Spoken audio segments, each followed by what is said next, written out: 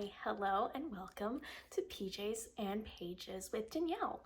I'm Danielle, and today we're going to be talking about my favorite books from 2023 and the books that I'm planning on reading in 2024. I'm going to start off with my absolute top faves. Have not been able to stop thinking about them. I've got 1, 2, 3, 4, 5. So I've got 5 top favorite books of the year. The first one is A Study in Drowning by Ava Reed. This one is about Effie, who has always believed in fairy tales. She has no choice. Since childhood, she's been haunted by visions of the Fairy King and found solace only in the pages of Angharad, author Emrys Murden's beloved epic about a mortal girl who falls in love with the Fairy King and then destroys him. Effie's tattered copy is all that's keeping her afloat through her stifling first term at her prestigious architecture college. So when the late author's family announces a contest to redesign his house, Effie feels certain this is her destiny. But Highwraith Manor is an impossible task, a musty, decrepit estate on the brink of crumbling into a hungry sea, and when Effie arrives, she finds she isn't the only one who's made a temporary home there. Preston Ellery, a stodgy young literature scholar, is studying Murden's papers and is determined to prove her favorite author is a fraud.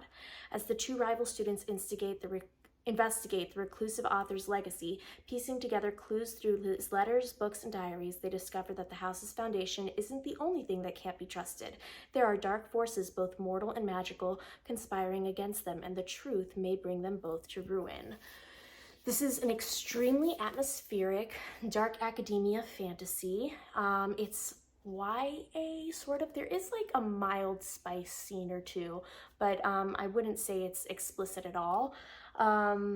It's beautifully written, and there's just so much in it. I really highly recommend it.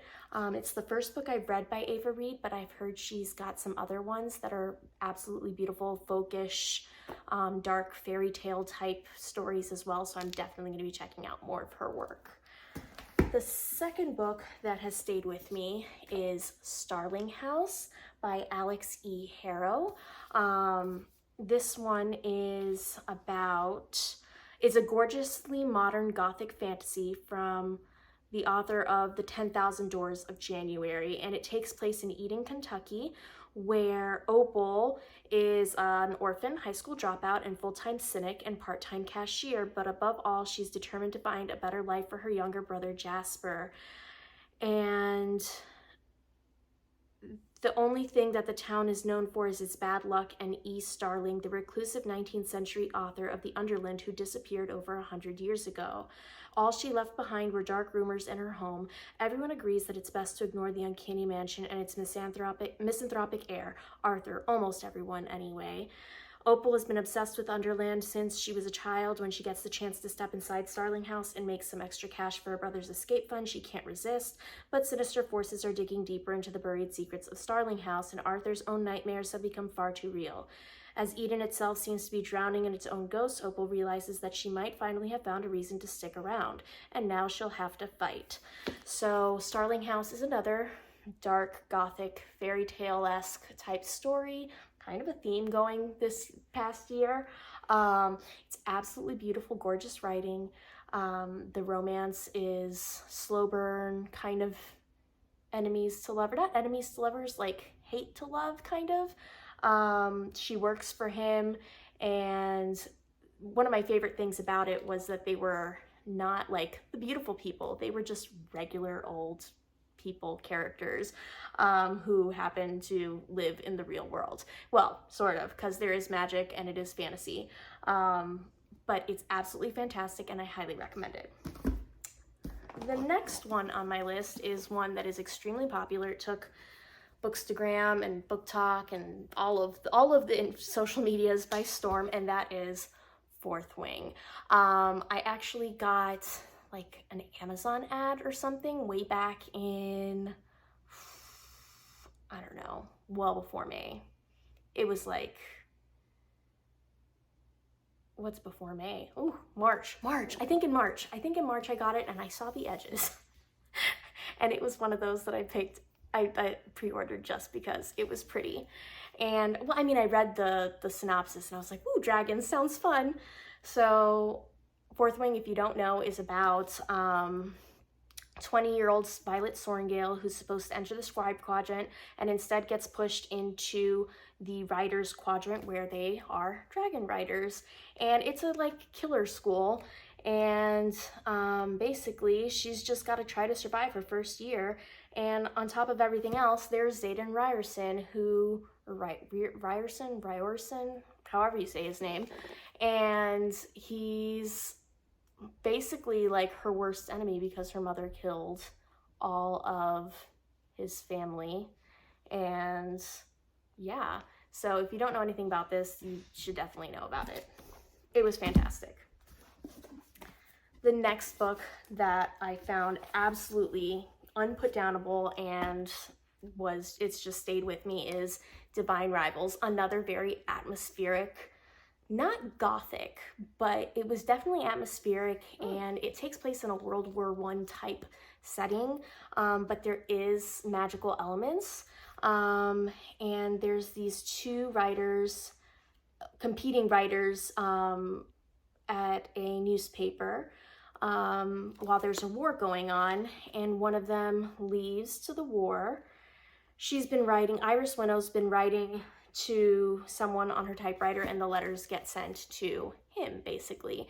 And it's a romance, but it's also a story about war, and it's a story about loss and grief, and it's just so beautiful, and the epistolary aspect of it is so wonderful. Highly, highly recommend. I'm reading Ruthless Vows, the sequel to it, actually the final book in the duology, and it is also phenomenal. It's my first read of January, and I'm so psyched about it. And the last book that is like, can't stop thinking about it and will probably reread it, is The Seven Husbands of Evelyn Hugo, another book that like everybody knows about at this point. Taylor Jenkins Reid is a huge name writer, but for good reason. Daisy Jones and the Six was one of my top books a long time ago, and this one, I can't decide which one I like more. Maybe Daisy Jones and the Six, but this one is definitely a close second. It's about Evelyn Hugo, who is a star, or was a star in Hollywood. She's very reclusive now. She had 7 husbands, and she chooses this writer to tell her story, basically, her expose. And there's a reason behind why she chooses this specific writer, even though this writer really didn't ask for it or anything like that. So very complex characters, beautiful writing. It's told in kind of an interview style, which is a really cool format. Very memorable. We'll definitely read again. And yeah, those are the ones that were absolute top books for me that I will reread and reread and reread over and over again. Next, I want to go over my special mentions. I'm not going to hold them up or anything, but I also read several other 5-star books this year. I'll probably reread some of them because some of them are series, and I'll reread them before the next books come out. But they're not books that like, oh my god, these are almost like 6-star reads. These are just 5-star reads. So Legendborn and Bloodmarked by Tracy Deonn, absolutely phenomenal. It's a Legend Arthur and the Round Table retelling, Black Girl Magic. It's awesome. It's a YA story. There's a love triangle, which normally isn't my thing, but it's actually really well done in this one. And yeah, I absolutely loved it. Waiting very, very impatiently for the 3rd book. When the 3rd book comes out, I'll probably reread the first 2 again. Fantastic series. The Bookwoman of Troublesome Creek was beautiful. I'm not really a historical fiction girly. I picked this one up for a book club, and I actually ended up falling in love with it. The story is just lovely. If you're a book person, it's gonna hit home for you, I think. But it's you know, it goes over racism and things like that. It takes place in Kentucky, and she's one of the blue people of Kentucky, and she becomes one of the writing librarians, and it's all about her story.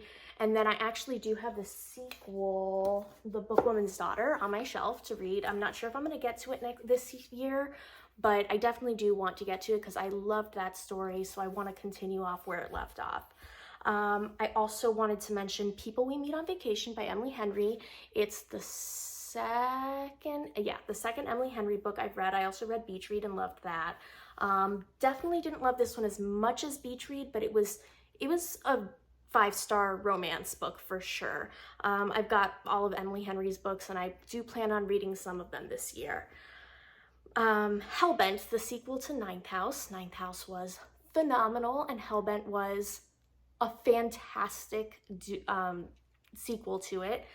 Absolutely love it. Obsessed with the series. Will continue to read it. Will reread it over and over again, more than likely. And then, so I read the whole A Court of Thorns and Roses series this year. I don't love all of the books in the series, but I really, really liked the second and the last one. A Court of Mist and Fury and A Court of Silver Flames were both 5-star reads for me. I cannot decide. If you have an opinion, let me know, sway me one way or the other, but I cannot decide which one I like better. Honestly, I think I liked them both equally, but I do like Nesta as a character better than Feyre. I know it's an unpopular opinion, but I do. And those are my, honorable mention 5-star reads. Okay, now that we've got 2023 out of the way, behind us, we're ready to move forward. 2024. I'm really excited about my reads for this year.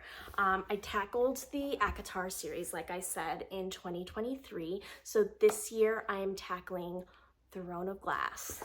I am going to be reading the entire Throne of Glass series. I have decided to start with Assassin's Blade.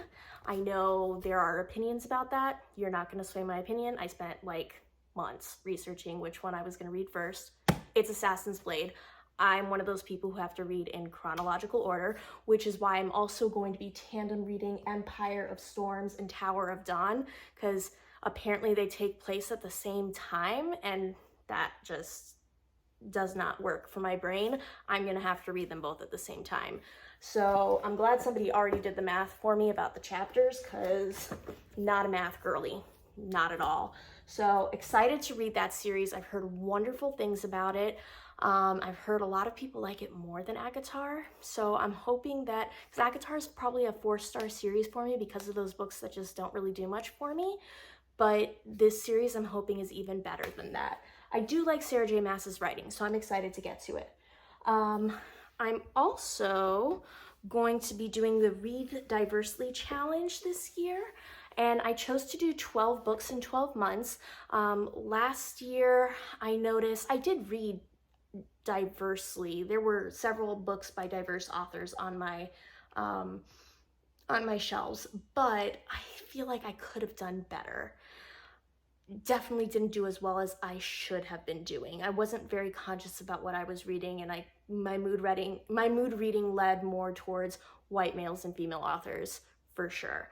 So I want to try to be more conscious about my reading this year. So I'm doing 12 books by 12 diverse authors. I think in January I'm actually going to be reading The Hurricane Wars by, I'm gonna butcher her name, Thea Ganzon. I don't know how to say her last name. I think she is a Filipino author, and it sounds amazing, and the Fairy Loot edition is absolutely gorgeous. So excited to read that one. I'm not sure which ones are going to come next, but I do have a lot of own voices and BIPOC and LGBTQ plus authors on my TBR shelves already, so I'm going to really try to make sure I prioritize those books this year. Another thing that I am participating in is the Lyssa K. Adams book club. So she's the one who wrote the Bromance book club, and she's starting a romance book club basically, and we're reading one romance book a month, so that's going to be really exciting because I love me a good rom-com. And I'm also going to be participating in the Pop Sugar Reading Challenge for 2024. Basically, they have like a list of 40 plus prompts, and you try to fill them. I've got some on my shelf, like we're going to be reading finally The Priory of the Orange Tree. It's huge. I've been putting it off. We're gonna read it because there's a prompt about dragons. So it's happening. I already read Fourth Wing, so I can't read Fourth Wing for it. I'll be reading Happy Place for Second Chance Romance. And several of my Book of the Month backlist and Aardvark backlist books, because I really need to get to those, and they all fulfill prompts from that list. So definitely going to be getting to that. I have one classic that I'm planning on reading this year, and that is Crime and Punishment, possibly Little Women, but definitely Crime and Punishment. It fulfills the prompt that is about a writer who was incarcerated or formerly incarcerated. So apparently Fyodor Dostoevsky was incarcerated at one point. So Crime and Punishment it is. And I've been meaning to read it, so time to get it off the shelf. And then besides the Pop Sugar Challenge and my book clubs, I have a section on my TBR card. I don't know if you can see it up here at the top. I call this my DNF graveyard. When I am in a mood reading slump, I end up picking up books, and some of them I'm like, no, for sure that I'm never gonna read that, and I will DNF those and give those away. But sometimes I'm reading something and I'm like, I think this is good, but it's just not good right now. And I put it into my DNF graveyard, and I plan to come back to it later, except that I never do. So this year, I'm going back to my DNF graveyard, and I'm gonna, finally give these books a chance. And if they're still not working for me, it's moving on out time. So yeah, this year is about, reading diversely, reading book clubs, and Throne of Glass and DNF books. So thank you so much for joining me on this wonderful trip through my favorite books and the books that I'm anticipating to read in 2024.